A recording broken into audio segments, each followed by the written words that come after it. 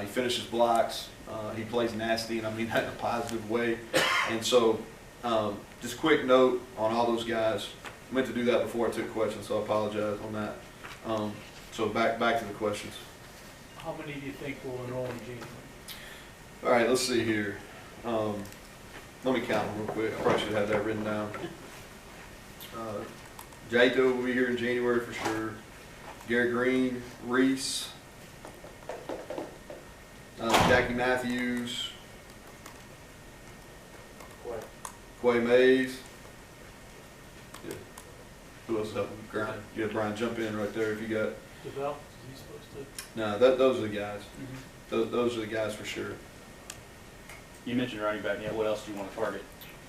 Well, we're going to continue to add to our offensive line class. All right, whether that's February or summer. Yeah, the running back for sure. We'll definitely add at least one running back in this class. How many of these guys were people you either discovered or first connected with while you were at Troy?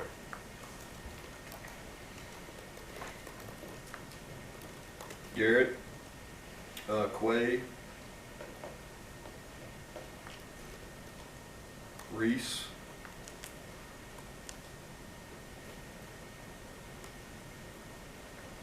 knew about Sam and Torres, but really didn't get on them until we were here. So I think those are the guys. When you wake up this morning, how much of this do you know? How much of it is still uncertain even to you?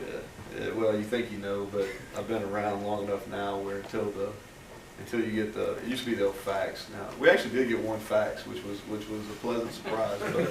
But until you get the picture, you just don't know. You know, I tried to talk to every one of them last night. They get pulled so many different ways. You know, they're all professionals recruiting them, and the social media dynamic in recruiting has changed so much because you know, kids they're wary of the negative repercussions that can come, and so there's just a lot to manage. And while they got a tremendous opportunity, I feel for them in some ways because this really should be a celebration. In a lot of ways, kind of a culmination of their high school career, and they've obviously done well academically, they've done well athletically, and this should be kind of a celebration day. Sometimes it's just kind of a relief for them, and I feel for that a little bit. There were a couple unknowns, well, for sure, you know, and that's part of finishing. You know, I thought we finished pretty strong. There's still one out there. We'll see how it shakes out, but it's pretty consistent on how I thought it would fall so far today. Carr and Simmons, they're not just ID'd as linebackers, they're ID'd as bandits. I mean, that's obviously a pretty important deal for Vic. Yeah, we're thin. Position. Yeah, we're thin at that spot. You know, I thought Jared Bartlett did some nice things closing out the year. Van Darius will be back. Probably will be non-contact during the spring, but he showed some signs in a couple games he played. But we needed depth. We need to add some more athleticism. Linnell is a natural pass rusher. He's a guy that has played standing up and played with his hand down. And then Torres is a guy that is really kind of grown into his role. He was almost a nickelback a year ago, and most of his pass rushing has been done from a blitzing perspective. But we feel like he's got a great frame and he'll continue to gain weight.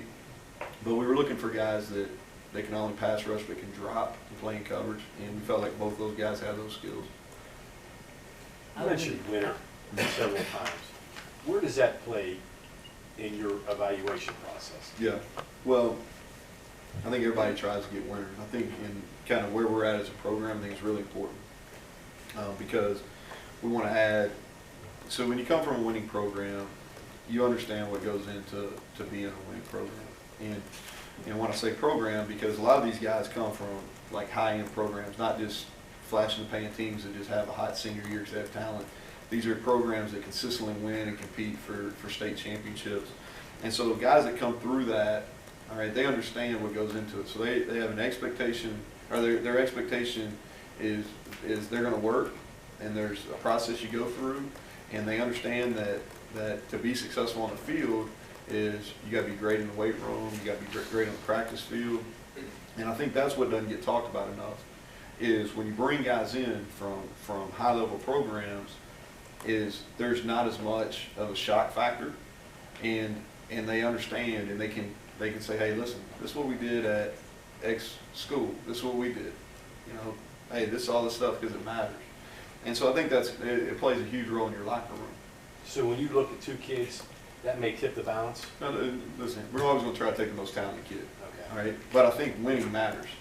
And so if you got kids that you like, all right, and let's say it's close, and one of them, you know exactly how they've been challenged and how they've been pushed, and they know how to win and overcome adversity, I think then that can be, if you're trying to figure out what's the difference, and yeah, you want to go with that. You know, is that maybe more so to your quarterback, where if the guy hasn't had 5-star players long enough, he's still been productive? He knows it isn't easy, and that's the one position like we saw this year that's effective more than It is. anybody else by surrounding parts. Yeah, absolutely, Mike. I think it's a good. So I'll just talk about Garrett in general. You know, it's so watched him really going back.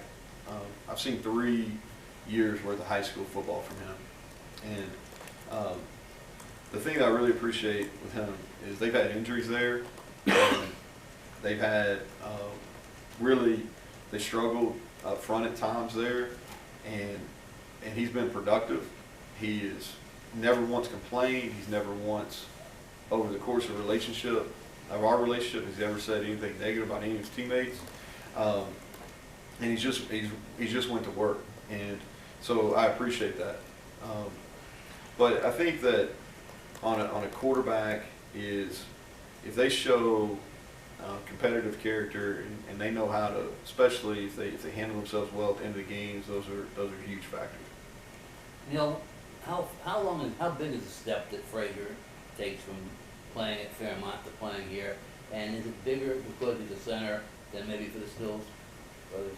You know, I don't know. I think center is a position that takes some time. I'll say this: I watched him play live against Bridgeport, and Bridgeport went on and won state championship, and that group down there did a really good job. But when I watched him live and I saw the pad level he played with and how he used his hands, it led me to believe that he may be able to contribute early. Right? And he's got a really good football mind. I think it'll help. You know, it's you know, how well he'll transition, I think, is to be determined. But my hope is that he'll transition well and quickly. On the offensive line, you guys didn't feel the true freshmen were quite there yet this year.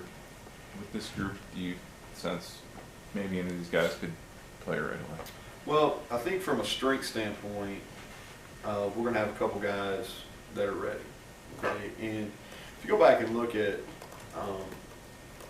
you know, let's say we had 2 guys last year that were freshmen that we redshirted that are going to be huge factors for us in the spring. And I'm really excited about them. All right, Parker Moore and Brandon Yates. Well, Brandon Yates didn't get here till start of fall camp. All right, so Parker Moore, if Brandon Yates had been able to go through the 8 or 9 week summer program, I think you would have saw him at some point during the season. He would at least played 4 games, okay? We just didn't think from a conditioning or from a strength standpoint he was ready. Now he's going to be a huge factor moving forward, and I think, and I'm really excited about him. Parker he was close, and I thought he grew, and really if we had any injury he would have played. He wasn't ready early in the year, he probably was ready later in the year. As far as these guys is, Jordan White has played against high level competition at DeMatha. You know, that's one of the premier leagues in all of high school football. So it's going to be a jump. It's always a jump. And offensive line is the hardest position to play of any position. But I think his training at that level will give him a better opportunity maybe than most. And I think Zach's strength gives him a chance as well. In the old days, coaches used to talk about grouping recruiting classes together. You know, you need put 2 together. Is that still applicable today, the way the game has changed? Yeah, and let me go back. Chris Mayo he's playing against people too. He's been playing against some fifth-year kids over at the Petty School. I think you got to put multiple recruiting classes together now, and I think that another piece of it is you've got to be. I don't know if recruiting ever stops, not only for future classes but your current class, and I really don't. I think it's you have to work year-round to add to your roster, where that used to not be the case. You usually have your February signing day, and that was it. You either got better on that day or you didn't get better. And now it's not the case. You know, you're continually trying to add to your roster, and I think you got to continually add. All right, and what you want to do is you got 5 classes on your roster. You have 5th-year senior, you got senior, you got junior, sophomore, freshman, redshirt freshman. Does that make sense? Like you got 5 that roll through there, and so you want to pretty evenly distribute it. And to do that is you got to not only recruit well, but you got to do a good job of holding on to those guys that are playing. The international guys, you're projecting with all of these Yeah. classes, but those guys, how much do you have, and how much are you assuming can be dead? So this is kind of our first round. You know, with Akeem, he came and played against quality competition. He played his senior year down at Clearwater Academy, and they traveled really around the eastern United States and played. Coach Leslie and I watched him play against Cincinnati Elder, who's really a top-end program. So the transition probably won't be as big for him as it is for Jaito. And now Jaito's he's a little older, a little bit more mature, but hasn't played against the same type of competition. And so I'm excited. He's coming in January, so he'll have eight months or so to get acclimated. But athletically, he can do it. Well, Cooley seems pretty interested, maybe capable of at least doing something on offense. Mhm. Type of potential is there. Well, he played mostly receiver in high school and did a good job. You know, I'm excited about what he can do in the return game. You know, that's one area that we've got to get better. Probably doesn't get talked about as much as, you know, outside of Sinkfield, we didn't have really a guy that we could put back there and catch punts. I think Reese Smith and a Coley are going to be options there. I think a Coley's going to be a guy that can go back and catch kickoffs. He did a good job of that in high school. He is really good with the ball in his hands. I think long-term, future-wise, his best football in front of him, his best opportunity to be an elite player is at the corner position. But there's no doubt he could play receiver here. Marcus Jones, experiment from Troy. You know, I think that's pretty accurate. Now Marcus played, you know, 2 years and was, you know, he's freshman All-American and, you know, returned, let me see off the top of my head, maybe five kickoffs for touchdowns, but same type of player, same type, very similar builds. Grad transfers with your final couple scholarships, will you keep that available, immediate eligibility type of guys? Is that a need? Yeah, I think that, again, we're always going to kind of be open to it. It's so we'll sign, you know, I don't want to put a number on it, but we'll sign some guys in February, and then we'll look whether there's a grad involved in that. We'll see. A lot of it depends what comes available. You never know. So we'll see how that goes, progresses over the next 6 weeks. And then I think it's fair to say that we'll be in the market over the summer just like we were a year ago. Curious, you got a couple South Florida guys. Did you run into any West Virginia people down there to help you with that? There's a lot of West Virginia. And you asked about South Florida earlier, and I kind of just talked about New Jersey. And but yeah, there's a ton of South Florida, West Virginia connections. And you know, going into Heritage and sign Darryl Porter Jr., I think that's a connection in that high school. Obviously, his name is very well known throughout that area, you know, because of his dad. And I think that's an area that we can continue to be fruitful. You know, Travis Trickett's recruited down in that area for a long time and done a really good job, coached at FAU and then at different spots on his career. So I think you'll continue for us to go down there and try to get some kids. Is there anything you felt you could have done better this? In recruiting? Yeah, you're always going to miss on some guys, you know. I always laugh, people get up here and, you know, you think any college coach across the country is going to say they had a bad class today? You know what I mean? it's kind of funny to me, but I think you just gotta, we focus on the guys we got. You know, I'm not gonna sit up here and tell you we got everybody we try to give. Yeah, that's not the case, and y'all follow it. So, but I am pleased with how we finished. I think that I'm really pleased with this 20 class. I'm excited about what we can do as an organization, 21 and beyond, playing on even field, even field with everybody else, where we got really 2 full years invested in these guys. So, Mike, you ready to shut this down? So I said you stood up there, Mike. Yes, sir. I want to close with this. So, I was thinking about this this morning, and it's so yesterday, the guy that coached me in high school, a guy named Chuck Smith, he retired. So he coached Reese as well. He was at 19 years at my high school at Boyle County. So 2 different stints. Had a stint there at Kentucky, but really just kind of been thinking about him. And the offensive coordinator there is a guy named Chris Pardue, and just 2 guys that outside of my father probably had as much influence over who I am and as much influence over how we coach our kids than anybody.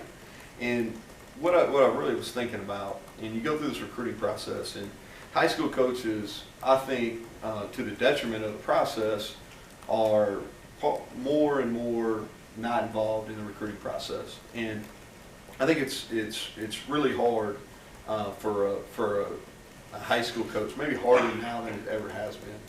And I just want to say this about high school coaching in general, is high school football coaches absolutely make a difference. And I think about Chuck Smith, what he did in that Danville community. He really helped change the school system, helped change the community. And there's a ton of those type stories out there. And I think it's important to note on this day where we're celebrating mostly high school student athletes, that the high school football coaches make a difference. And if Chuck Smith and Chris Pardue, if they didn't push me to being uncomfortable, if they didn't challenge me, I'm speaking from my point of view, I wouldn't be here today. And I think it's I think it's the same case for a lot of the people in this room that played high school football. I think it's the case for a lot of guys in our locker room. So I just want to thank the high school coaches. Okay, y'all have happy holidays. Enjoy the break. I will see you all at some point in January, I'm sure. Okay, thank you all. Thanks, Coach.